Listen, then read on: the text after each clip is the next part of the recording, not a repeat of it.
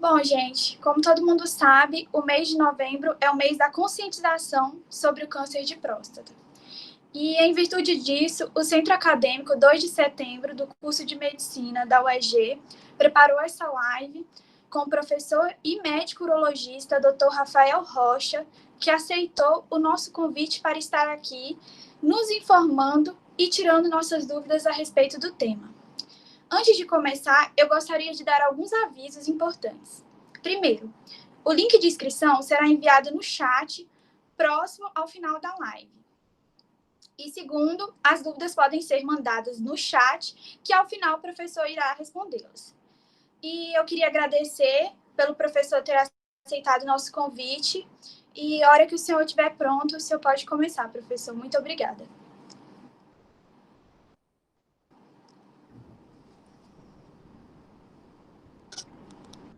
Boa noite, pessoal.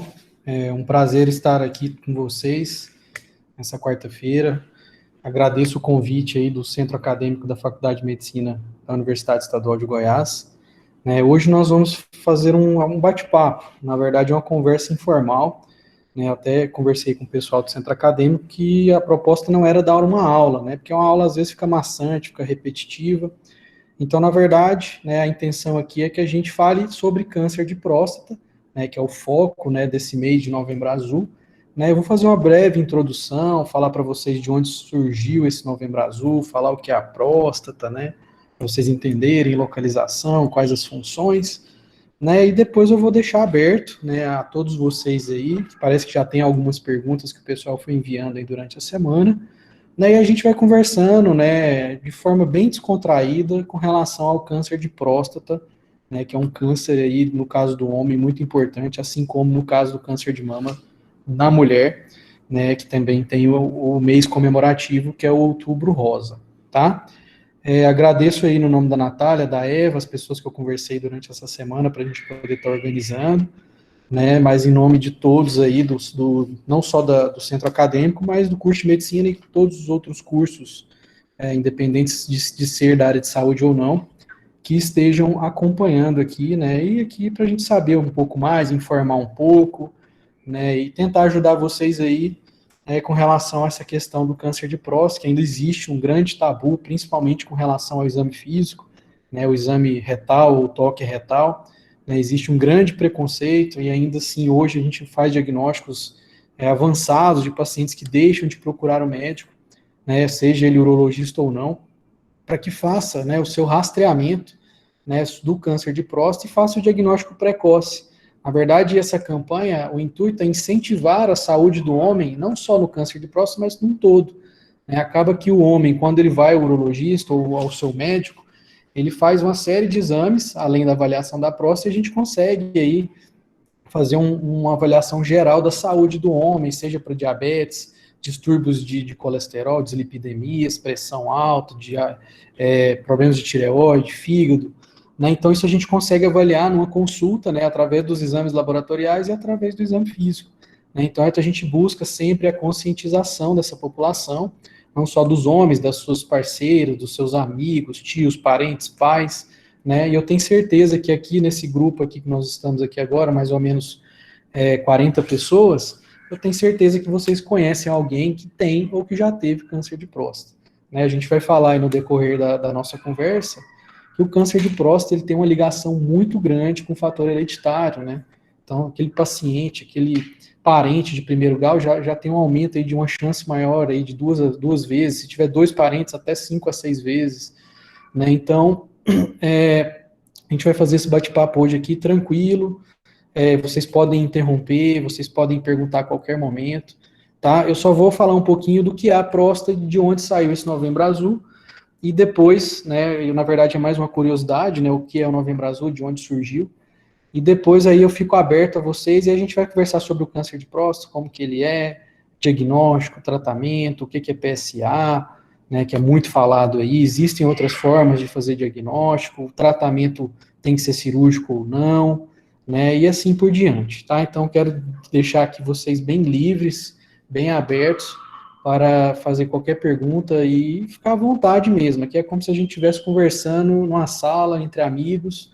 tá? E eu não tenho esse caráter de dar aula para vocês, porque eu acho que a gente perde o sentido e fica muito formalizado e fica muito engessado e às vezes fica até maçante, tá?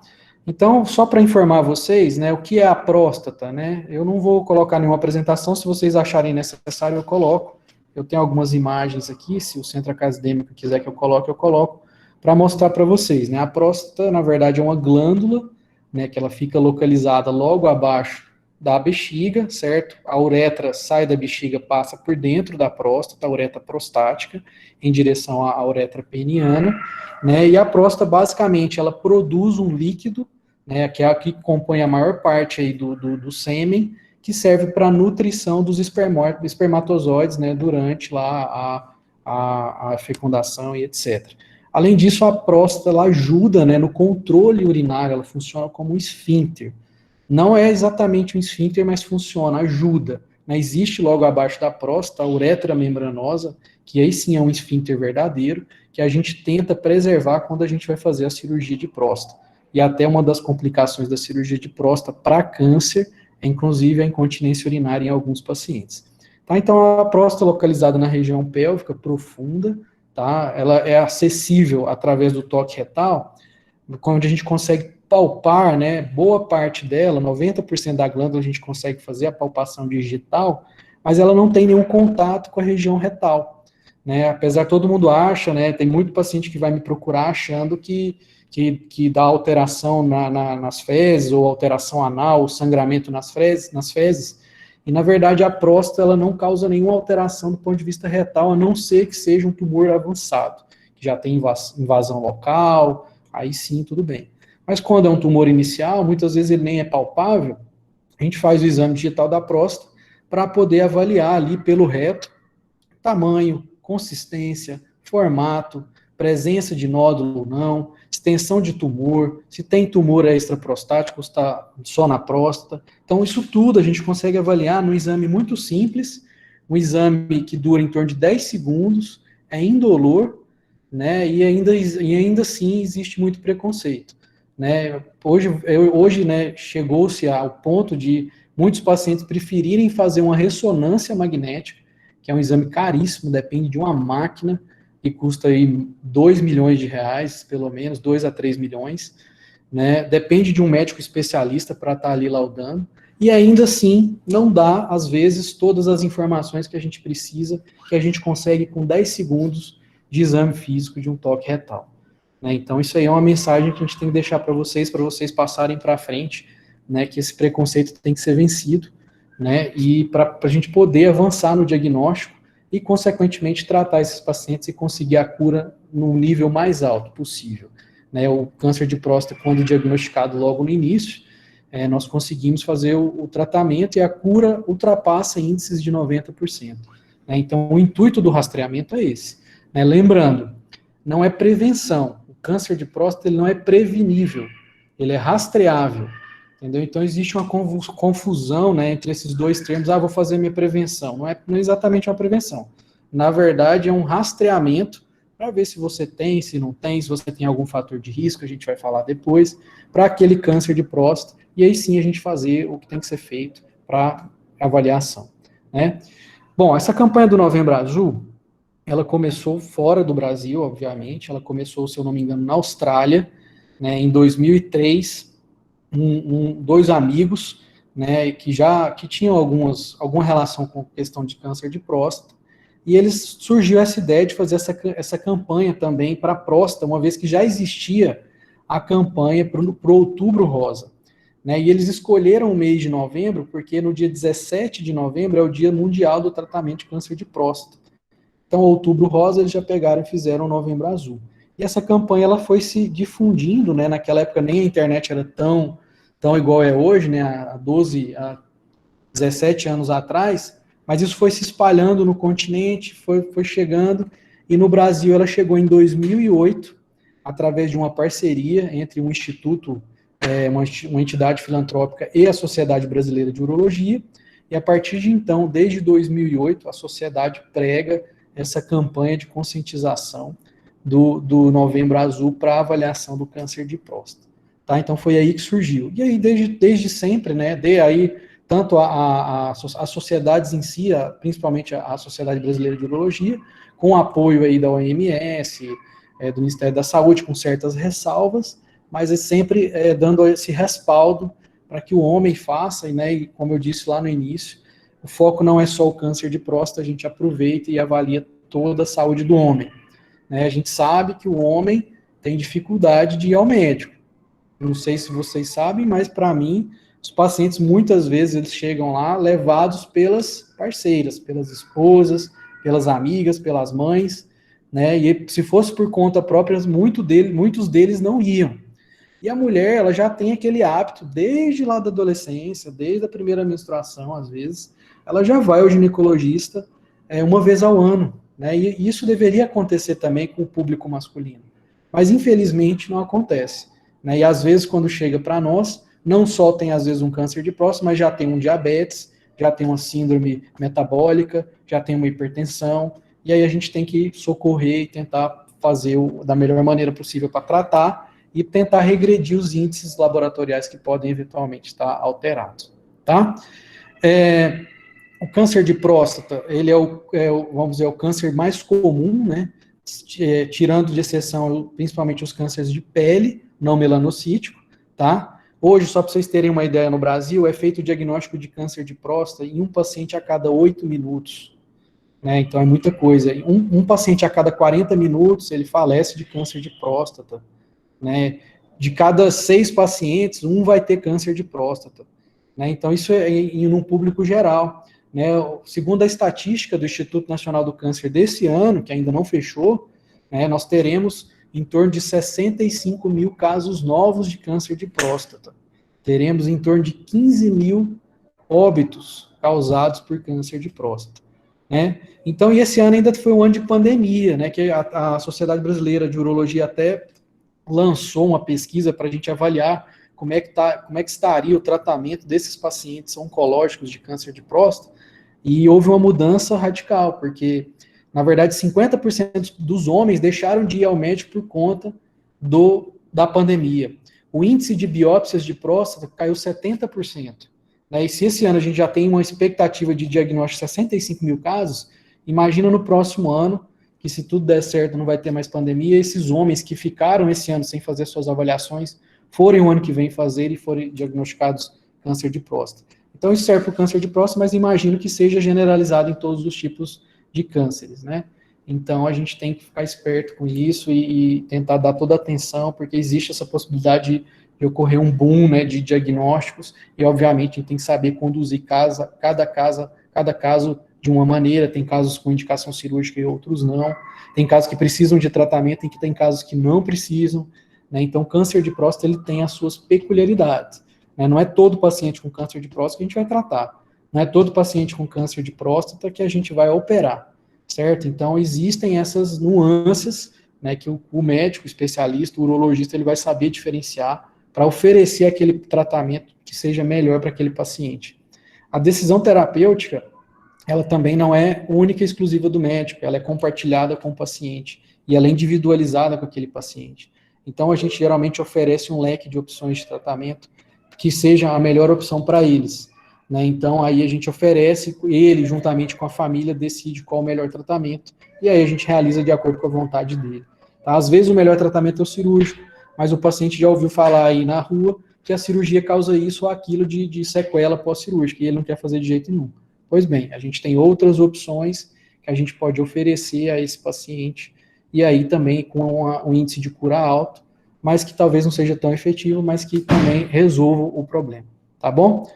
Vou deixar aberto para vocês perguntarem, e à medida que as perguntas forem surgindo, aí eu vou falando especificamente de cada detalhe, de PSA, de tratamento, às vezes a gente pode falar um pouquinho da classificação de Gleason, que é uma classificação histológica do câncer de próstata, que determina a agressividade do câncer e o tipo de tratamento que a gente pode oferecer, tá? Desde o câncer de baixo grau até o intermediário e alto grau, né, que os tratamentos são distintos, e aí a gente pode ir conversando, tá? Já falei um tanto bom, a introdução razoável, fico à disposição, por enquanto, para vocês fazerem perguntas, e eu vou respondendo. Eu acho que já tem algumas perguntas, alguém já perguntou aí no chat também, o pessoal aí do centro acadêmico quiser conduzir essas perguntas, a gente vai falando, tá bom?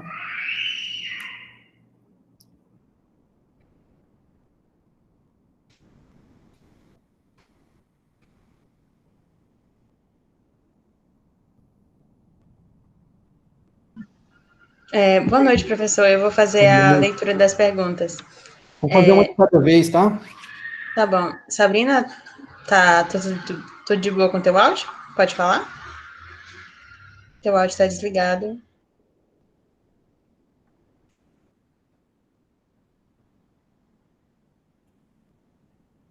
Então vamos lá. A Letícia Moedo, ela perguntou. Então, o toque retal ou outro exame não consegue ver nenhuma alteração preliminar? Só consegue detectar quando já está com câncer? Por isso, não seria prevenção e sim rastreamento? O toque retal é um exame auxiliar, né? Ele funciona juntamente com outras coisas que a gente faz, né? Outros exames físicos e exames laboratoriais, né? Nem sempre o toque retal alterado quer dizer que tem câncer, e vice-versa. A maioria dos cânceres de próstata iniciais, o toque retal é normal, entendeu? Então, a gente tem outros artifícios para poder fazer o diagnóstico, que aí, sim, a gente pode usar o PSA, que é uma proteína específica da próstata, para tentar diferenciar se é um caso de uma doença benigna ou maligna, tá? O câncer ele não é prevenível porque não existe nada que eu faça para evitar aquele câncer. Entendeu? Não tem um remédio que eu tome, não tem uma medida específica que eu faça para prevenir, não tem como. Se existisse um remédio que todo mundo tomasse e não tivesse câncer de próstata, ótimo, ele seria prevenível. Mas ele não é. Então a gente rastreia ele para tentar buscar esse diagnóstico precoce.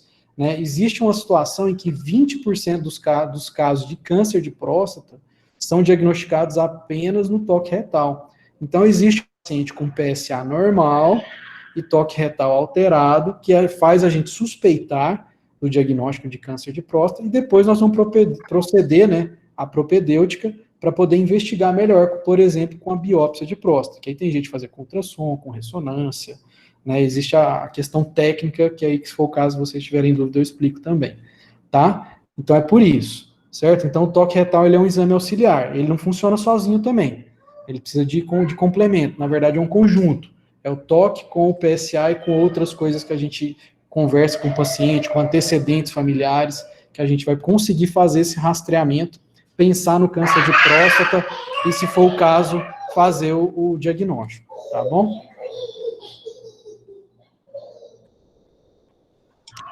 Boa noite, gente. Desculpa, minha internet caiu, né? Aí, consequências desse AD. Mas boa noite a todos, né? Obrigada pela presença, professor Rafael, né? Por estar promovendo essa troca de informações para a gente, que com certeza vai ser muito enriquecedora ao longo da noite.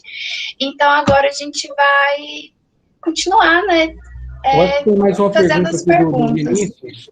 Deixa eu responder essa aqui, porque depois vocês já fazem o que o pessoal mandou, tá? Tá bom.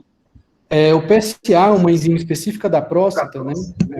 O antígeno prostático específico. O PSA é a sigla em inglês, tá? O PSA, ele não é específico de câncer, tá? Ele é específico da próstata. Então, ele pode estar alterado também no câncer. Então, ele se altera no câncer de próstata, no crescimento benigno da próstata, que é a hiperplasia benigna prostática, nas infecções, seja infecção urinária ou prostatite, né, e com o próprio envelhecimento. Então, a gente não tem um valor fixo de PSA. A gente sabe, a gente tem que usar vários tipos de PSA, existe o PSA total e o PSA livre, certo? Que a gente, em conjunto, utiliza para poder fazer a investigação, certo? Geralmente, o PSA é recomendado junto com o toque retal, a partir dos 45 anos, naqueles pacientes que têm fator de risco. Quais são os fatores de risco? Principalmente história familiar, certo? Obesidade e a raça negra, tá? Então, quem tem qualquer um desses fatores de risco, aos 45 anos deve iniciar o seu rastreamento. Antigamente, era aos 40 anos. Em 2013, isso foi mudado num congresso que a gente teve, saiu um guideline novo, o guideline europeu americano acompanhou isso, e nós do Brasil também, e a gente fazia antes aos 40, quem tinha fator de risco, e aos 45, quem não tinha. Hoje a gente avançou, porque a gente viu que não tinha necessidade de fazer tão precoce, então a gente faz aos 45 o PSA, com avaliação retal, e aos 50, quem não tem nenhum fator de risco pode iniciar aos 50 anos. Os meus pacientes, quando eles chegam no consultório, quando é abaixo de 45 anos, geralmente eu peço PSA também, porque eu gosto de ter um PSA inicial de rastreamento. Aquele PSA vai servir como base para mim, eu consigo fazer uma curva, né, de crescimento de PSA para avaliar se aquilo ali é suspeito ou não. A gente espera que o PSA possa aumentar até 0,75 por ano. Então, às vezes eu tenho um PSA, um paciente de 38 anos, e aí o PSA dele está normal, e eu vou acompanhando, lá com 45, se eu pedir outro, eu sei mais ou menos quanto seria a previsão daquele PSA. E o PSA também ele varia com o tamanho da próstata. Então, quanto maior a próstata, maior será o PSA. Isso não quer dizer que ele tem câncer. Até porque a hiperplasia benigna de próstata, PSA, a próstata pode chegar a 5, 6, 7, 8, 10 vezes o tamanho normal. E, consequentemente, o PSA acompanha isso aí. Obviamente que PSAs muito altos, a gente suspeita de neoplasia, de câncer, né, neoplasia maligna ou câncer. Né? Então, a alteração de PSA nas doenças malignas, geralmente, ela é mais acentuada. Tá? Então, isso a gente tem que estar ciente, ok? Então, acho que eu respondi. A sensibilidade do exame é em torno de 30%, tá? Assim como o toque retal, certo? Então, juntando os dois, dá em torno aí de 60%, 70%. Não é 100%, ok? Pronto, vamos lá para as próximas perguntas. Tem algumas perguntas acerca do PSA. Uma delas, que foi enviada um pouco antes, foi: o PSA substitui o exame de toque? Jamais, né? Na verdade, isso aí é o que todo mundo queria, né?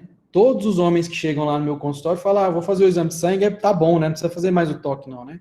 Muito pelo contrário, né? O exame de PSA, ele é complementar ao toque. Igual eu falei aí, eu acho que até o Gustavo perguntou, né? Em torno de 20% dos pacientes com câncer de próstata, o PSA é normal. Entendeu? Então, o paciente faz o PSA, acha que tá tudo bem, daqui 3 anos ele volta, o PSA dele já subiu, estourou, e ele tem um tumor avançado, que aí já não tem como fazer tratamento, já ia só mais um paliativo para dar conforto para ele poder ter uma sobrevida melhor. Né? Então, assim, não é assim que funciona, tá? Se ele tiver enquadrado na idade que tem que fazer o rastreamento, 45 ou 50 anos, né? Aí sim ele tem sim que fazer o toque retal. Detalhe, geralmente a gente faz esse rastreamento até os 75 anos. Né? Então, chegou aos 75 anos, esse paciente não teve câncer de próstata, está com PSA bom, toque retal não tem suspeita de câncer, geralmente a gente não faz mais que isso, a não ser que o paciente queira. Geralmente eu ofereço aos meus pacientes se eles querem continuar fazendo. Por quê? A gente usa como base a expectativa de vida do homem brasileiro. Né? Então, quando a expectativa de vida dele é menor que 10 anos, né, não teria necessidade de fazer esse rastreamento, porque provavelmente, se ele tiver um câncer nessa idade, será um câncer indolente e pouco agressivo, que não vai chegar a levar ele ao óbito, porque ele provavelmente vai morrer de outra coisa, de outra doença, aqui no Brasil, seja diabetes, hipertensão, essas coisas. Né? Lembrando, existe uma teoria que se todos os homens chegassem aos 100 anos, todos teriam de câncer de próstata. Câncer de próstata, então, ele é ligado ao envelhecimento masculino, não tem jeito. Né? Então, tem esse detalhe.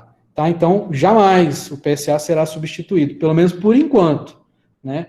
Estão tentando inventar exame de urina, que vê alguns detalhes, que seja mais específico para câncer de próstata. Estão tentando substituir o toque pela ressonância, né, que é muitíssimo detalhada, ver nódulo, ver tamanho, ver densidade, né, ver o sinal, se é suspeito de câncer ou não, mas não vê a consistência. Eu não consigo, aquela palpação você não consegue com o exame de imagem. Então, é imprescindível o toque, né? Eu ofereço sempre aos meus pacientes. Obviamente, eu não vou obrigar ninguém a fazer, não vou forçar ninguém a fazer. Se quiser fazer, faz. Mas óbvio que eu explico, né, toda a necessidade, todas as vantagens e benefícios de fazer um exame simples, indolor, que dura 10, no máximo 15 segundos. Né? Então, isso aí, a pessoa, quando vai fazer o rastreamento, ela tem que estar consciente disso. Né? Então, hoje em dia melhorou muito. Né? Os homens vão sozinhos, não precisa levar acompanhante, levar eles, né? Mas ainda tem muito preconceito. Tá bom? Qual que é a próxima? Aí, ainda sobre o PSA, tem uma pergunta se infecções na próstata, como a prostatite, pode dar PSA alterado. Sim, né, a próstata, igual eu falei para vocês, o PSA ele é específico da próstata, mas ele não é específico de câncer, né? Então, infecções prostáticas, infecções urinárias, crescimento benigno da próstata, até antigamente achava-se até que a massagem prostática, quando se realiza o toque, aumentava-se o PSA. Né? Alguns autores pregam que sim, outros que não, mas por via das dúvidas, ninguém orienta a fazer o toque, o PSA, por exemplo, um dia após a fazer o toque retal. Né? Então, qualquer manipulação da próstata, né, seja ela por uma infecção, uma manipulação cirúrgica, um aparelho, uma sonda, tudo que passou ali perto da próstata pode alterar o PSA. Então, ele não é específico de câncer, ele é específico da próstata. Então, o urologista, o médico, ele tem que saber diferenciar isso, né, porque às vezes chega lá com PSA de 50, né, e às vezes o paciente está usando uma sonda, né, e às vezes não foi examinado, não viu. PSA de 100 e o paciente está lá com uma prostatite altíssima, precisa ser tratada. A prostatite é um tratamento longo, geralmente a gente tem que fazer durante 4 a 6 semanas, porque o antibiótico ele demora a concentrar na próstata e, consequentemente, demora a baixar esse PSA. Então a gente espera aí 2, 3 meses para repetir o PSA, né? Então tem tudo isso, tá bom? A próxima pergunta é: em caso de ocorrência do câncer de próstata em familiares próximos, primeiro grau, qual seria a recomendação para os demais descendentes? Digo isso, pois é muito comum ouvir a maior ocorrência e incentivo dos exames para homens a partir dos 40 anos. Acho que foi o Gabriel que perguntou aqui, né? Foi. O câncer de próstata, né, ele é muito ligado à hereditariedade, né?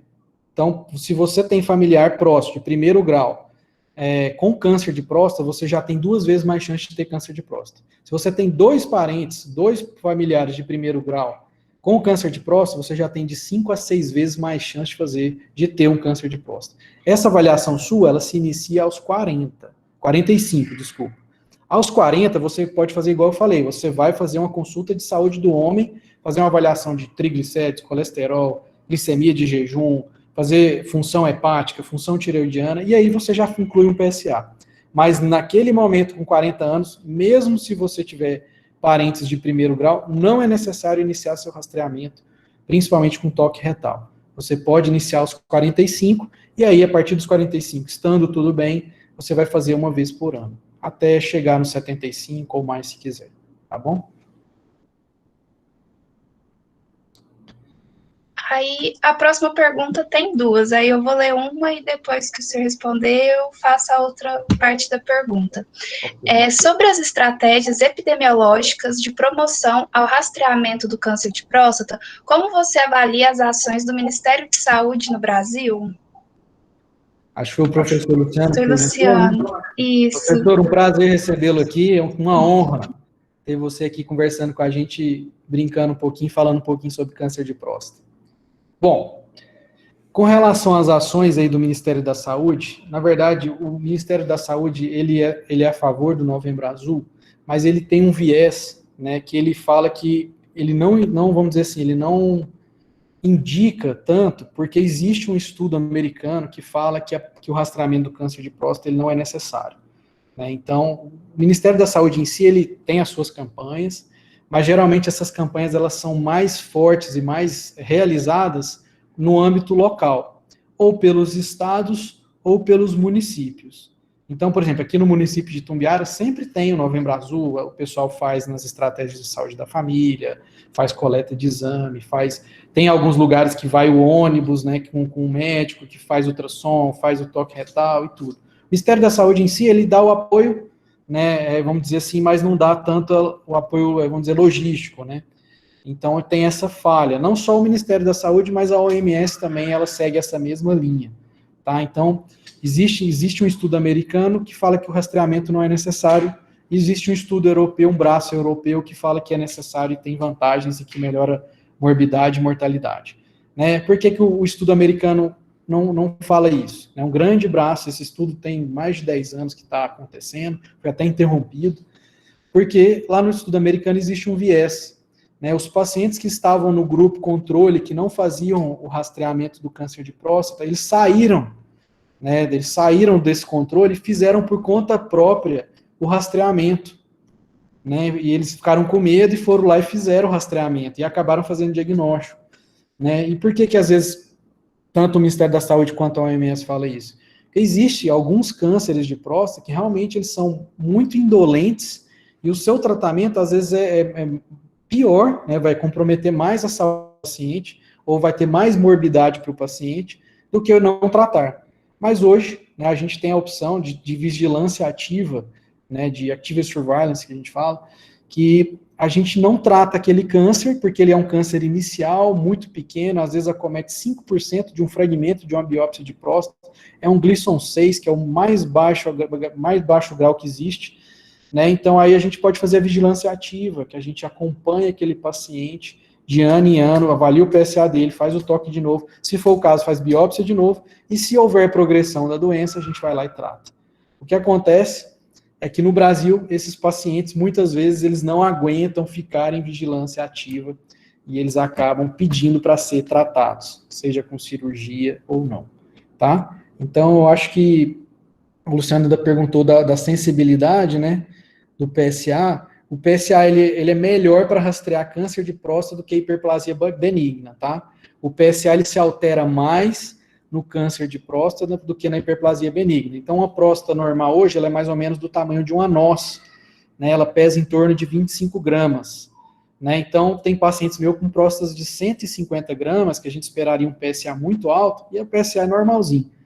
Enquanto que esse mesmo paciente, se tiver uma próstata de 25 gramas, se tiver um pequeno foco tumoral, o PSA dele já pode estourar, dependendo do grau de agressividade e do tipo histológico desse tumor, tá bom?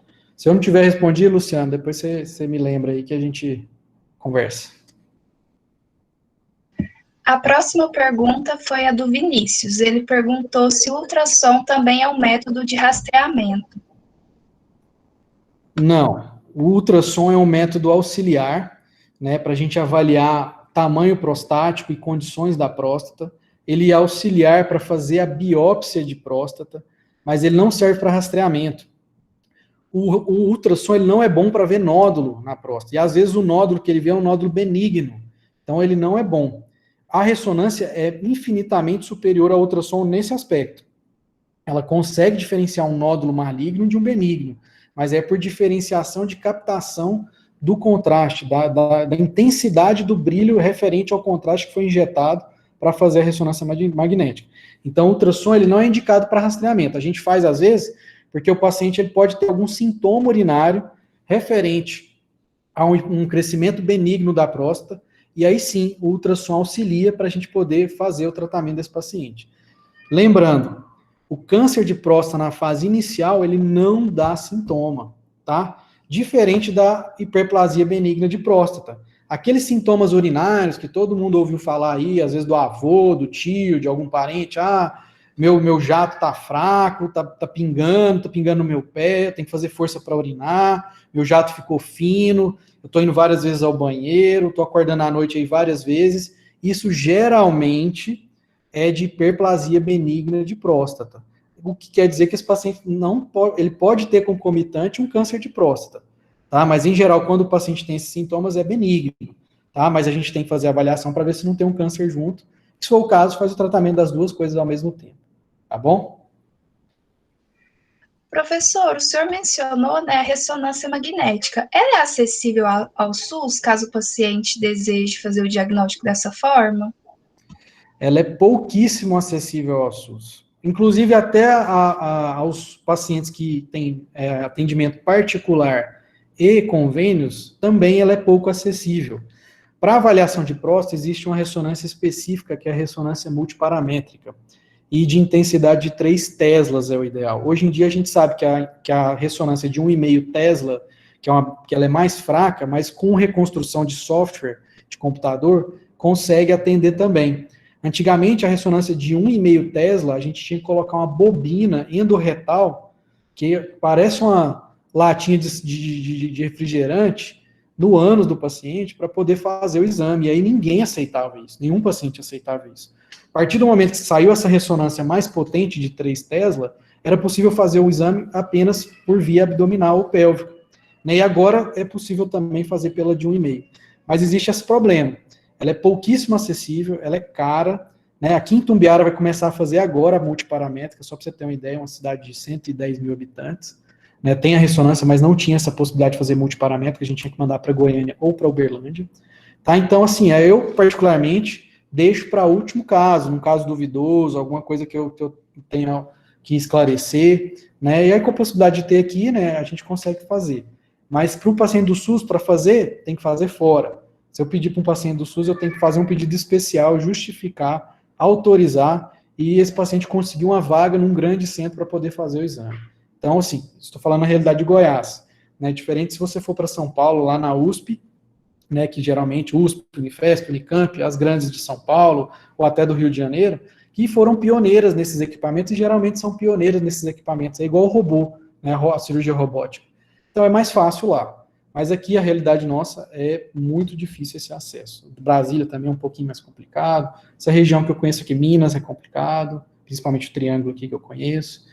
Então é um exame que não é tão simples, nem para o SUS e nem para o paciente que tem condição de fazer particular ou que tem um convênio. Entendido, muito obrigada.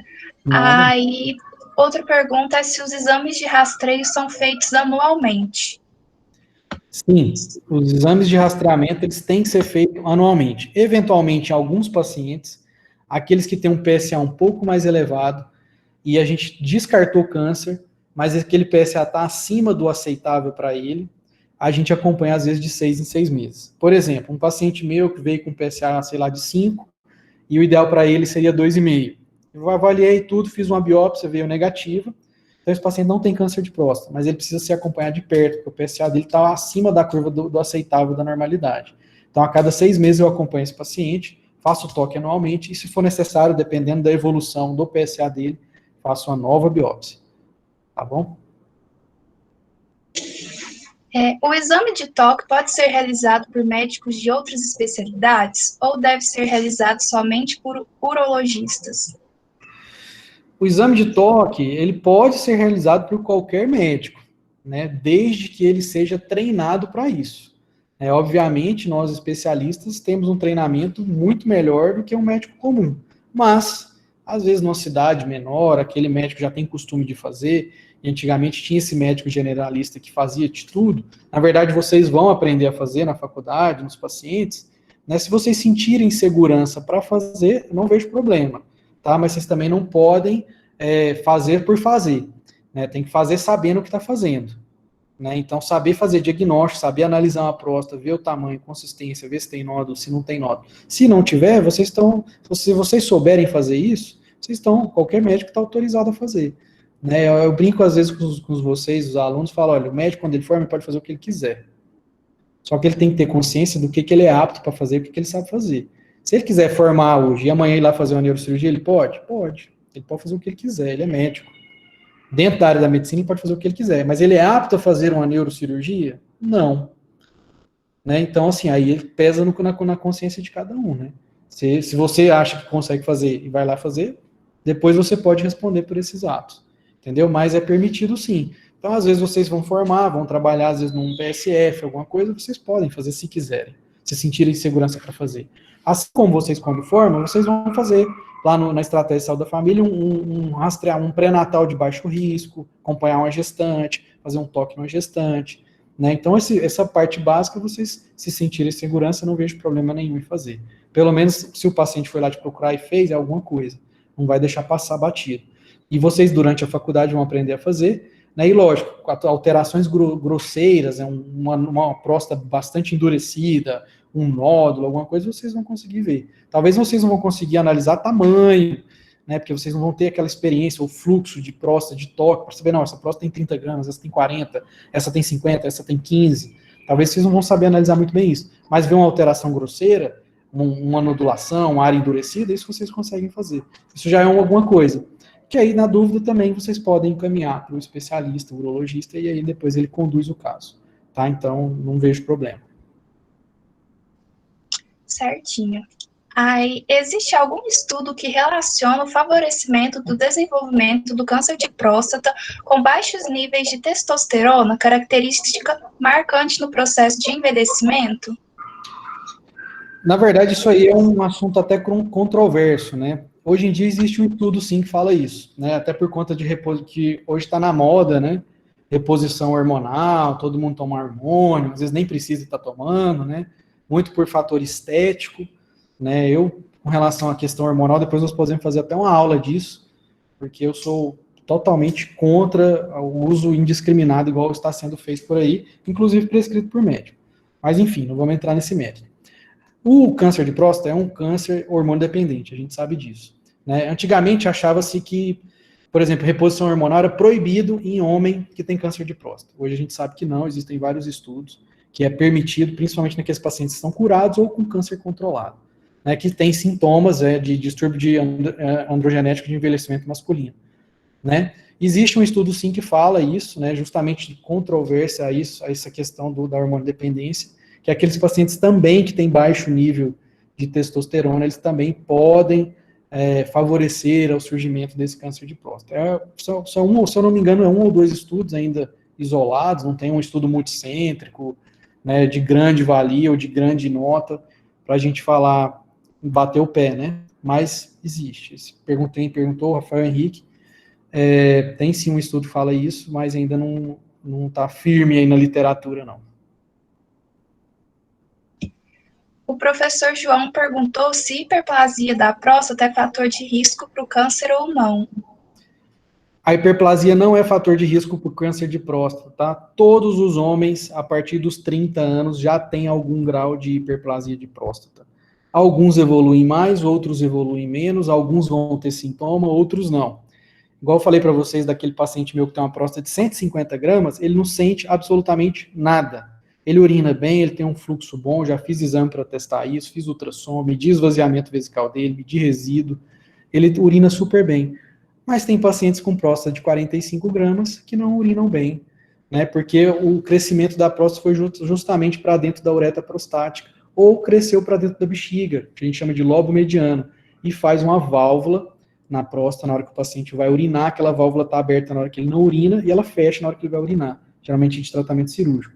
Mas a hiperplasia benigna em si é uma doença que vai acometer todos os homens a partir dos 30 anos. Ela começa, obviamente não dá sintoma, né, mas todos os homens têm e não é fator de risco para o câncer de próstata.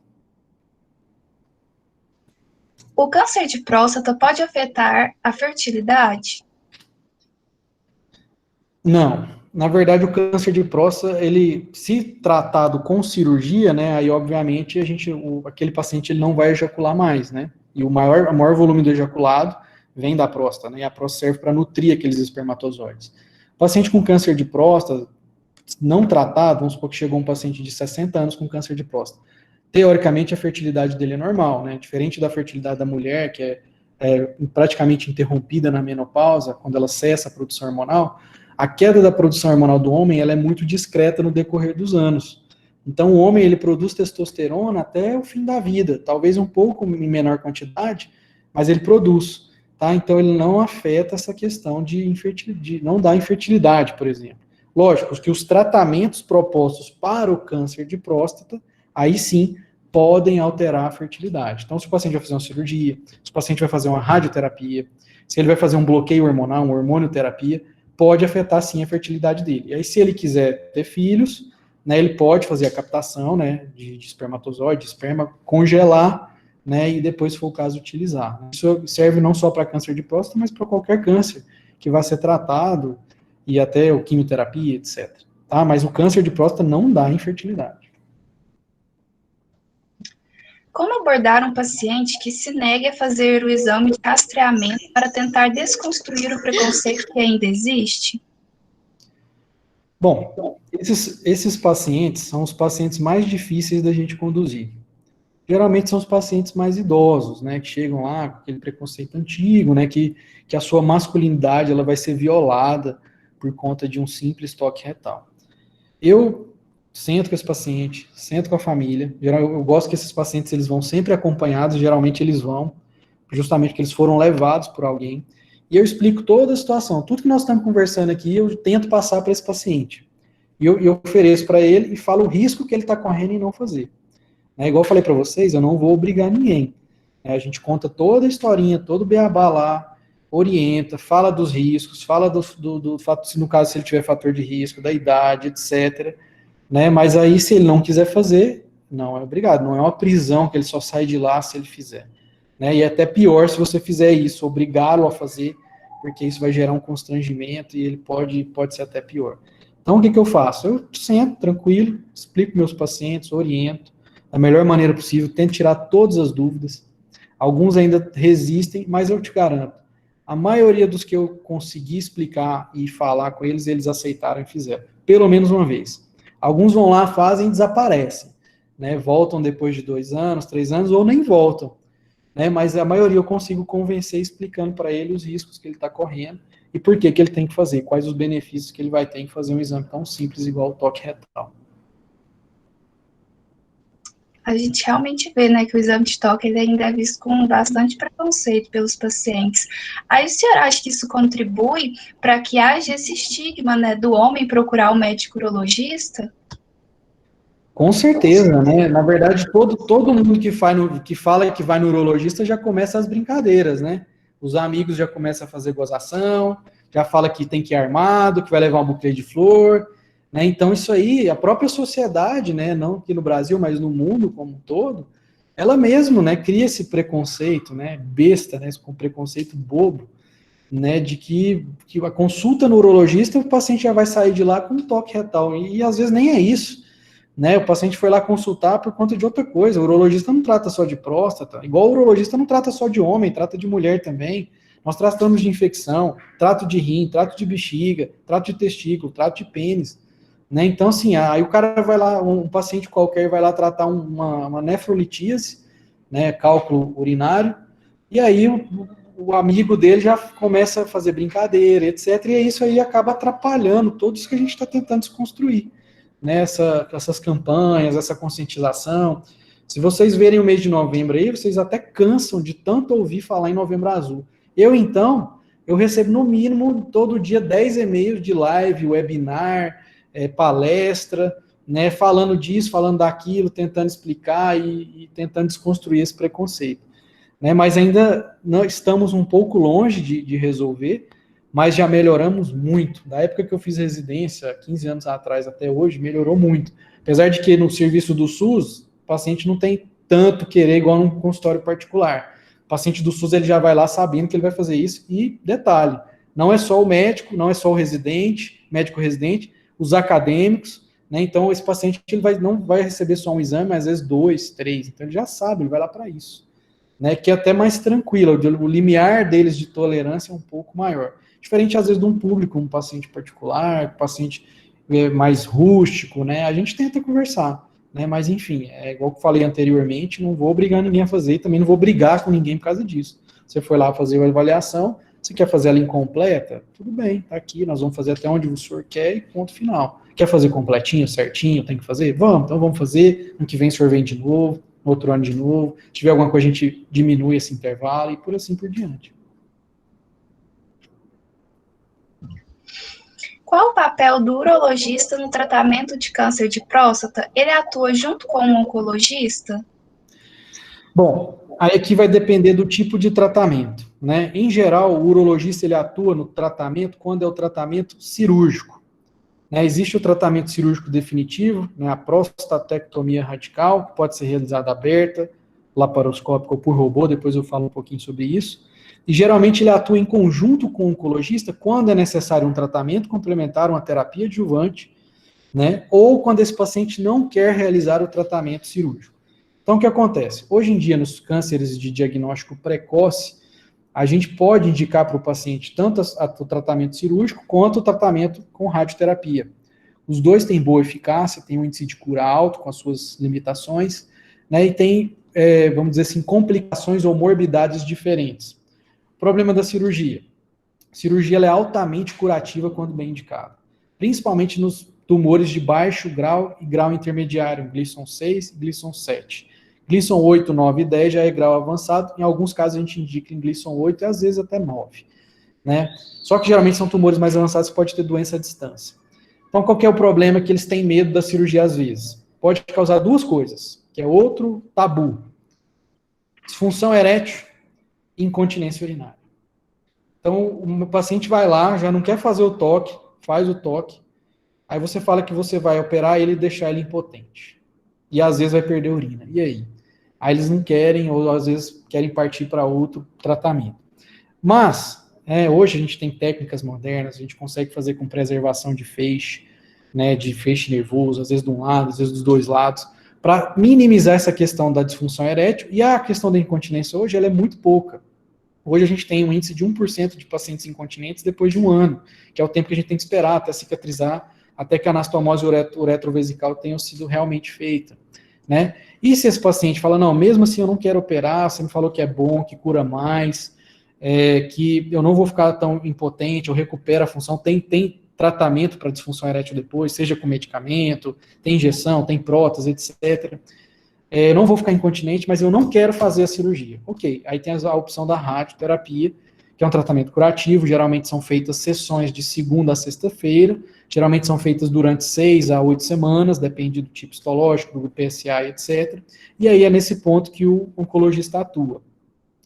Muitas vezes a gente até opera o paciente, mas aí esse paciente está sendo acompanhado depois, o PSA dele tem que praticamente zerar, geralmente 001, 004, e esse paciente depois aí de alguns meses ou anos, ele começa a subir o PSA de novo. Então ele teve uma recidiva bioquímica. E aí esse PSA também, aí o oncologista vai atuar de novo para fazer uma terapia adjuvante para poder fazer uma radioterapia complementar na loja prostática para queimar eventualmente uma célula que tenha ficado ali. Tá? E existe a possibilidade também do oncologista naqueles pacientes que aí já vão fazer não tratamento curativo, mas o tratamento paliativo, que seria a hormonioterapia. Né? E aí existem N tratamentos de hormonioterapia, existe também o caso do hormônio resistente, que aí tem que ser um quimioterápico, que aí quem faz também é o oncologista. Mas geralmente primeiro esse paciente chega para o urologista, é muito raro ele chegar direto para o oncologista. Geralmente ele chega para o urologista faz o rastreamento diagnóstico, indica o tratamento. Uma vez indicado o tratamento e aceito pelo paciente, pela família dele, aí, se for o caso, a gente encaminha para o oncologista, seja para fazer o tratamento curativo, complementar ou paliativo. Então, é nesse momento que o oncologista atua, tá? Mas a maioria dos pacientes, eles acabam sendo submetidos à cirurgia. Tá? E, geralmente, a cirurgia resolve sem a necessidade da participação do oncologista. Lógico que com o oncologista, uma vez necessário, ele vai ser acionado, e, geralmente, eles estão sempre à disposição para poder ajudar a gente. Professor, o senhor mencionou sobre a escala de Gleason. O senhor pode comentar sobre ela um pouquinho? Bom, a escala de Gleason é uma diferenciação histológica, né, que a gente utiliza para determinar o grau tumoral. Né? Na verdade, são dois índices, né, que vão dizer de 1 a 5. E esses dois índices eles são somados. Então, o primeiro índice vai de 1 a 5 e o segundo índice vai de 1 a 5 também. Só que a gente sabe que o índice 1 e 2 praticamente não existe. Na verdade, foi antigamente existia, hoje a gente sabe que não existe. Então, existe do 3 ao 5. Quando a gente soma 3 mais 3, que é o índice mais baixo, dá o 6. Quando a gente soma o 5 mais 5, que são os dois mais altos, dá 10. Então, o índice ele vai de 6 a 10. Né? E essa diferenciação, por exemplo, no 7, pode ser 4 mais 3 ou 3 mais 4. Isso faz diferença. Geralmente, o primeiro número é o índice de células mais comuns. Então, se aquele paciente tem um 3 o mais comum dele é o 3 e não o 4, o prognóstico dele é melhor. Diferente se o dele for o 4 e o secundário dele for o 3, o prognóstico dele é um pouco pior. Eles dois são 7, mas o prognóstico dele é um pouco pior. O 6, ele é o de baixo grau, o 7 é o grau intermediário, 8, 9 e 10 é o de alto grau, aí já é um tumor um pouco mais avançado, que geralmente a gente não consegue, às vezes, fazer o tratamento curativo. Às vezes a gente tenta fazer uma prostatectomia de resgate, tentar tirar tumor, essas coisas, né, para poder melhorar o prognóstico dele, tá? Então, essa é um resumão, né? Lógico que, tecnicamente, é muito mais que isso, mas para vocês entenderem é mais fácil. Certinho, muito obrigada. O Jonathan perguntou, só que se eu não me engano, o senhor já respondeu essa pergunta, que é se a prostatite pode dar PSA alterado. Foi uma das primeiras perguntas. Isso. Pode sim. Aí pode seguir, então, para a próxima? Pode. Se o Jonathan tiver alguma pergunta, se ele tiver dúvida ainda, eu explico novamente. Aí, Jonathan, se manifesta aí no chat, que aí é agora. Qualquer infecção Não, era isso mesmo. prostática pode dar PSA alterado. Beleza. Obrigado, professor. Aí o professor Luciano está perguntando se o senhor pode comentar sobre a relação do câncer de próstata e metástases ósseas. Sim, o câncer de próstata, igual eu falei para vocês, que existe essa classificação de baixo risco ou de alto risco, né? Quanto mais alto risco, maior a chance de metástases ósseas, né? E o local mais comum de metástases ósseas, geralmente é na coluna lombar, né? Então, aí quando a gente tem um PSA elevado, né, a gente faz um diagnóstico de um paciente de um Gleason 8, a gente obrigatoriamente tem que fazer o estadiamento desse paciente, e em geral a gente tem que pedir cintilografia óssea, tá? Essa cintilografia óssea, ela vai ver o corpo inteiro, geralmente o local mais comum é a coluna lombar, mas já vem costela, calota craniana, outros pontos da coluna, né? Então, isso que ele perguntou é importante vocês saberem, né? Por exemplo, um tumor Gleason 6, de baixo grau, a gente nem precisa prosseguir para a cintilografia óssea, que a chance de metástase é baixíssima, quase nula.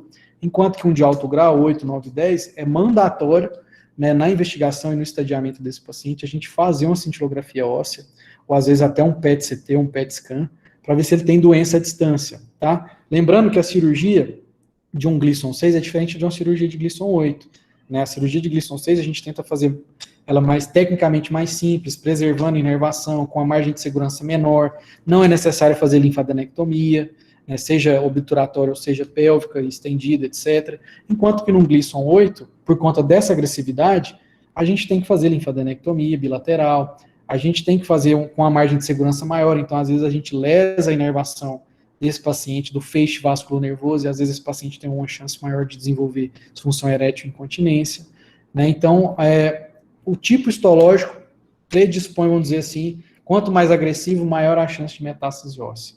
Tá? E aí, o paciente com metástase óssea, metástase à distância, o tratamento dele já não é mais curativo, né? É um tratamento paliativo, mas que é muito bom.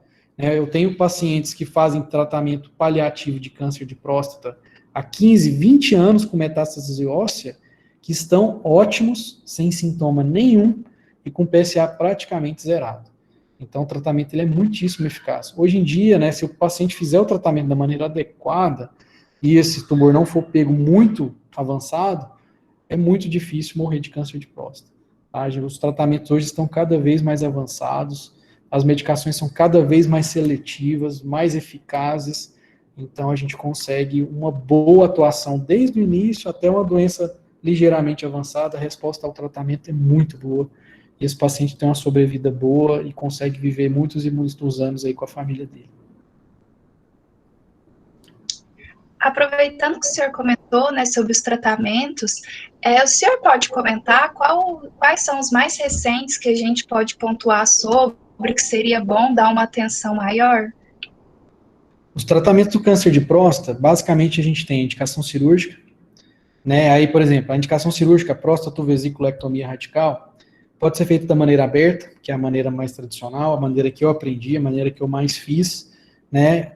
Mais recentemente, quando eu terminei minha residência, estava começando a laparoscopia, que aí é uma cirurgia minimamente invasiva, né? São pequenos furinhos, né? Todo mundo já ouviu falar da cirurgia de vesícula, é muito parecida, só que tecnicamente muito mais difícil, né? São pequenos orifícios de meio a 1 centímetro por onde a gente introduz a câmera e os braços, né? Os trocáteres, para a gente poder manipular lá dentro do paciente, né? E fazer a mesma cirurgia que é feita tecnicamente aberta, a mesma técnica, né? Só que tem que ter perícia para fazer. E a curva de aprendizado é muito grande, né? Quando eu fiz a residência, ela estava começando ainda. Em São Paulo, estava começando assim, bem no início mesmo. Um rapaz que hoje faz, que é o Dr. Rafael Coelho, ele estava chegando, eu até fiz um estágio na USP na época que ele chegou. Então ele estava começando, a cirurgia de próstata dele laparoscópica demorava 6 horas. Hoje ele faz em 1h30. Ele aprimorou a técnica, a velocidade, o jeito de fazer, desenvolveu outros métodos, então as pessoas vão avançando. Tecnicamente, as duas são semelhantes. A laparoscopia ela é melhor do ponto de vista de recuperação do paciente, uma vez que na aberta a gente tem que fazer uma incisão infraumbilical até a base do pênis, de mais ou menos aí uns 15 centímetros, enquanto que na laparoscopia os pequenos furinhos não precisa nem fechar, né? Na verdade a gente fecha só o do umbigo, que é o ponto maior para fechar a poloneurose, os outros a gente fecha só a pele. E a próstata a gente consegue, às vezes, retirar pelo umbigo, ou às vezes por uma incisão pequenininha logo abaixo do umbigo. Então, a gente corta menos e manipula menos, então esse paciente se recupera muito mais rápido. Enquanto numa cirurgia aberta, o paciente fica internado aí 2 dias, às vezes até 3, na cirurgia laparoscópica, eles ficam geralmente de um dia para o outro, e mais recentemente, com a cirurgia robótica, às vezes conseguem ir embora até no mesmo dia. Qual que é a diferença da cirurgia laparoscópica para a cirurgia robótica? A cirurgia robótica nada mais é do que uma laparoscopia aprimorada. Você vai manipular um robô, e esse robô ele tem uma perícia muito maior. Ele elimina tremores, os movimentos finos dele são bem mais detalhados, e a visão que você tem na câmera do robô, ela é tridimensional, diferente da câmera na laparoscopia comum, que a visão é bidimensional, então às vezes você perde a noção de profundidade. Outro detalhe que na laparoscopia comum, você manipula os braços invertidos. Então, quando você faz um movimento para a direita, lá dentro, o seu braço vai para a esquerda. Então, às vezes, isso pode confundir quem está começando. Então, você, logo com o tempo, acostuma. Então, se você fez um movimento do lado externo para um lado, lá dentro é para o outro lado, porque ela é uma haste com a base, com o pêndulo, e aí você vai movimentar ali. O robô não. O robô, ele imita exatamente o seu movimento. Então, se você movimenta o braço direito, o robô vai movimentar o braço direito. O movimento de pinça do robô é melhor. O movimento de rotação, pronossupinação do robô é muito mais detalhado e muito mais complexo. Se um dia o robô for acessível a todos, igual é, por exemplo, nos Estados Unidos, o robô vai substituir a laparoscopia, que ele é muito melhor, é uma laparoscopia aprimorada. Qual que é o grande problema do robô? Custo. Um robô, ele custa hoje em torno de 3 milhões de dólares. Ele tinha uma patente que caiu, se eu não me engano, no ano passado. E ele também evolui igual um computador, então eles vão aprimorando. Hoje tem, acho, 4 ou 5 modalidades de robô, desde que o primeiro robô foi lançado. Nos Estados Unidos, nós temos aí 2, 3 mil robôs, enquanto no Brasil a gente deve ter uns 200. Goiânia, todo mundo conhece aí, que tem 1,5 milhão de habitantes. Se pegar a região metropolitana, dá quase 3, não tem robô. Lá no Orion tem a sala do robô, mas ainda não foi montado, nem sei se foi comprado. Em Brasília tinha 1, até o ano passado, chegaram mais 5, agora tem 6. Aqui mais próximo que a gente tem é Uberlândia, e tem São José do Rio Preto também tem. E aí São Paulo já virou, lá em São Paulo eles já estão com as novas gerações de robô. E o chinês, como pode ser, já quebrou a patente, está inventando um robô chinês aí, que eu não sei se vai ser bom, como é que vai ser, mas provavelmente vai ser mais barato. Então, aí são essas 3 técnicas cirúrgicas, lógico. Aí a cirurgia envolve tudo aquilo que eu falei para vocês. Às vezes é só tirar a próstata com a vesícula seminal e os ductos deferentes. Às vezes tem que fazer uma linfadenectomia mais curta, ali só na região obturatória externa. Ou às vezes tem que fazer uma linfadenectomia pélvica, e às vezes até pélvica estendida, que a gente vai até a bifurcação das ilíacas. Aí depende do grau histológico do paciente. Tá? Outras opções de tratamento, a radioterapia pode ser feita de maneira externa, que é aquela que todo mundo conhece, que deita no aparelho, marca. Hoje em dia a gente não faz tatuagem no paciente, igual antigamente. Fazia uma tatuagem no paciente para marcar o ponto onde o aparelho ia mirar, não precisa. E tem a bracterapia, que são pequenas, como se fossem pequenas agulhas, sementes, na verdade, que são colocadas através do reto, e ali elas vão fazer o efeito de uma radioterapia. Tá? Além disso, existem os tratamentos com hormônios, aí tem N tipos de hormônios, a gente começa desde o mais simples ao mais complexo, que eles vão atuar no bloqueio hormonal, na testosterona, naquela próstata, e, consequentemente, o tumor, ele, como se ele regredisse, ele murchasse, ele não morre, mas ele regride, e aí, consequentemente, o PSA acompanha, e o PSA é o marcador para a gente saber se esse paciente está respondendo ou não a esse tratamento. Esse tratamento hormonal, ele pode ser feito por medicamento, e no SUS, como sempre falta medicamento, ele pode ser feito pela castração cirúrgica.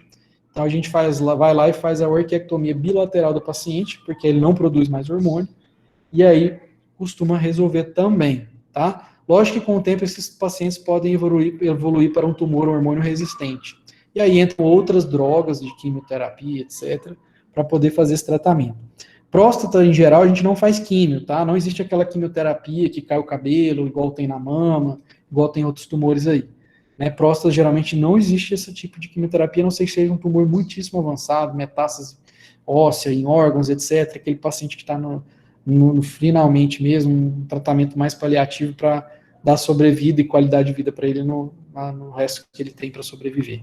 Tá? Então, basicamente, do tratamento é isso, né? Tem suas nuances, né, nos detalhes técnicos da cirurgia, como que é feita, anastomose, o que a gente pode ligar, o que não pode, assim como as outras técnicas também, tá? Mas é basicamente isso, tá bom?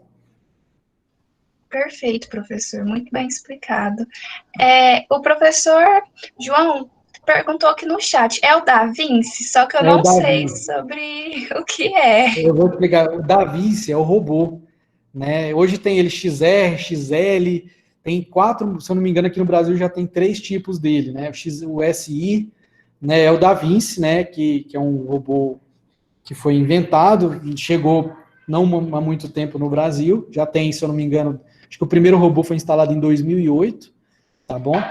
E é o Da Vinci, é o nome dele, né? Ele é patenteado, só existe uma empresa no mundo que faz esse robô, por isso que talvez o custo, mas ele é de uma qualidade altíssima, né? A empresa dá todo o suporte, inclusive nas primeiras cirurgias sempre tem alguém da empresa, porque os braços do robô são caros, geralmente a gente utiliza 3 braços, mas pode utilizar o 4º braço para fazer a cirurgia, né? Mas existe a possibilidade acho que a patente ou foi quebrada ou está encerrando, e aí outras empresas já estão produzindo os próprios robôs aí para poder brigar de frente com o Da Vinci. É sim ele, viu, João? Aí tem... Opa, quer comentar alguma coisa, professor? Não, só agradecer, obrigado. Aí tem perguntas aqui que eu acho que o senhor, professor, já respondeu durante, mas a partir de qual idade é necessário fazer o exame de próstata e por que as chances de se ter câncer de próstata aumentam com a idade? Já respondi, né? Aos 45, quem tem fator de risco, aos 50, quem não tem, né? E a questão da idade é a questão do próprio envelhecimento, né? Questão hormonal e essas coisas que eu já expliquei para vocês lá no início também. Certinho. Aí a última pergunta que a gente tem é se o senhor acredita que com as campanhas do Novembro Azul aumente os homens que procuram fazer os exames. Acredito, confio e tenho experiência própria, posso falar para vocês que melhorou muito. Né? Quando eu cheguei aqui em Tumbiara, o preconceito era muito maior, ainda mais na cidade do interior de Goiás. Né? E hoje eu recebo muito mais pacientes. Geralmente o paciente já chega falando, eu vim aqui porque eu vi a campanha na televisão, eu vi a campanha na internet, meu sobrinho falou da campanha, minha mulher, minha amiga, então ajuda demais. Se não tivesse essa campanha, a situação seria muito mais dramática. Os diagnósticos seriam feitos muito mais tardiamente, e aí já não teria como a gente atuar na cura precoce. Né? Então eu acho que a campanha ela é muito importante, ela é efetiva, ela funciona, né, e ela vai ser mantida para sempre, provavelmente, né, tentando desmistificar esse preconceito, né, essa besteira que às vezes o homem tem, e de pouquinho em pouquinho nós estamos conseguindo isso, né, ainda, igual eu falei atrás aí, ainda estamos longe de chegar no que a gente precisa, mas já melhorou demais, e eu acredito na campanha, e participo sempre que eu posso, né, igual vocês me convidaram para fazer aqui essa conversa, eu aceitei de maior bom grado, porque eu tenho certeza que vocês vão sair daqui e vão procurar alguém da família, algum parente para procurar um urologista ou um médico para fazer rastreamento. Né? E esse é o intuito, né? Conscientizar, informar, vocês espalharem essa mensagem aí. Né? Então, sempre que eu sou convidado para participar de uma campanha como essa, eu faço questão de participar. Né? Eu faço questão de ir, faço questão de incentivar. Né, esse é o nosso papel, meu papel não é só de médico, né, eu tenho que levar esse conhecimento para as pessoas, levar esse conhecimento para vocês vão compartilhar esse conhecimento, e assim por diante, a campanha funciona assim, né, uma conscientização generalizada, de pouquinho em pouquinho a gente vai conseguindo melhorar.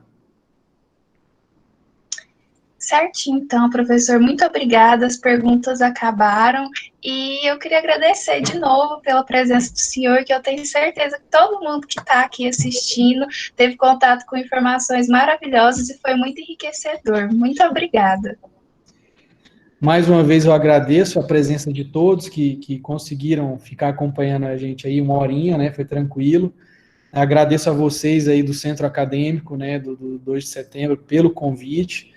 Quero deixar aqui, ficar bem claro que eu estou sempre à disposição de vocês, seja para essas questões aqui de ponto de vista médico e da faculdade como um todo, né? Todos nós, professores, na verdade, estaremos sempre à disposição de vocês, para o que vocês precisarem, tá? Infelizmente, esse ano foi um ano muito atípico, né? Principalmente com vocês da segunda turma, eu praticamente não tive contato, tive uma única aula, né? E muitos de vocês entraram logo depois, né? Em outras chamadas, mas nós teremos essa oportunidade nos próximos anos de conviver, de frequentar, de conversar, né? Tanto de câncer de próstata quanto qualquer tema em si, né? De medicina ou não, de outros temas dentro da área médica, né? E aí eu tenho certeza que a gente está aqui para ajudar, para oferecer vocês o melhor, para tentar passar esse pouco conhecimento que a gente tem, para ver se vocês também aprendem um pouquinho e levam isso para a vida e levam isso para frente, e aí eu tenho certeza que vocês serão ótimos profissionais aí dentro da área de vocês. Sei que tem gente aqui que às vezes não é da medicina,